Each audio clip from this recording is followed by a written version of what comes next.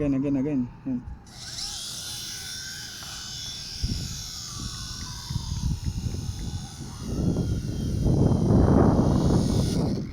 Okay, practice English. If I go too high, it gets taken by the wind because it's too small, but it can slightly fly. And also, welcome back to the channel. Hello. Today I'm flying the v911. It's a struggle. Yes.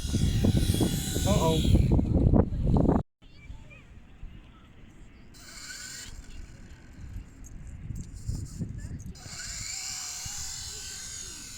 Oh.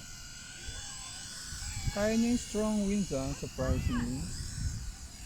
Flying, flying, kind of flies. Galing. Kaya niya yung strong winds. Oh no.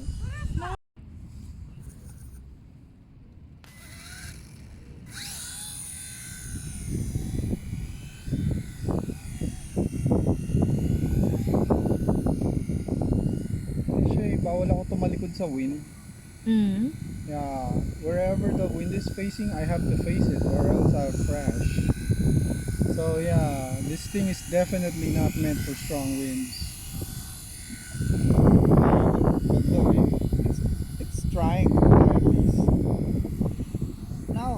Okay. Ano? Go altitude. The battery, I think. I'm not sure. Goodbye.